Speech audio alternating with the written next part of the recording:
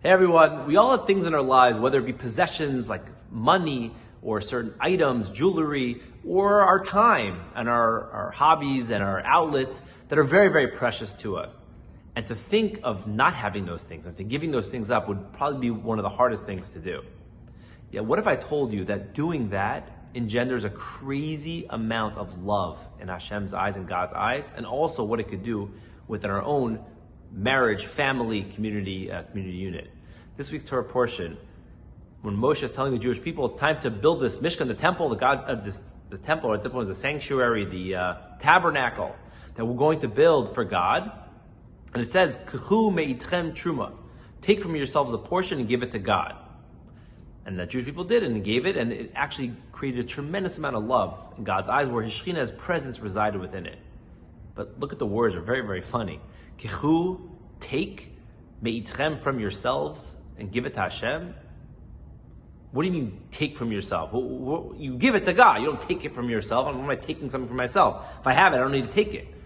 And me'itchem, from you, who else am I going to take it? Who else am I going to give it from? I'm going to go to my neighbor's house, take their money and contribute it to charity, say, "Oh, I like your jewelry. Let me give that to a nice good cause." Of course not. So what's the words telling us? It was telling us a tremendous lesson.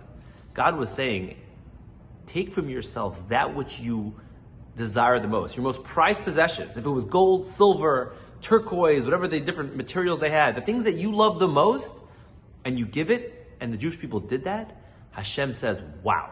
You were kechu, you took from yourself. It wasn't just giving it. Giving is easy. Here you go.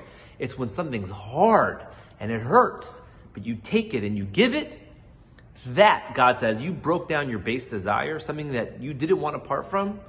That's taking from me'itchem, from part of you. You're taking it from yourself, and God recognizes you're a human being and you overcome your desire. That's unbelievable.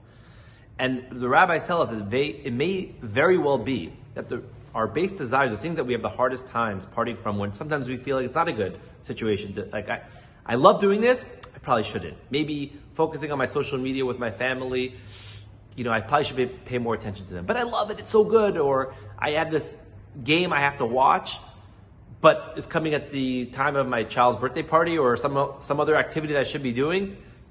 But I love it. If at that moment we could overcome and say, I know I love it, but it's not the best thing to do, that creates a tremendous amount of love in God's eyes, but even in the eyes of our families. When they see that we're doing something selfless for them, even when we love it, can you imagine the love that shows that you're doing this for me? I know how hard it is for you. It's a tremendous idea. So just something to think about. The base desires are things that's harder for us to overcome. When we overcome it, nevertheless, it could create a tremendous amount of feeling good about ourselves, that we broke down. Nothing can control me. My animalistic side doesn't control me. I control it. And also, it breeds love in the eyes of those around us as well, and in the eyes of God. Shabbat Shalom.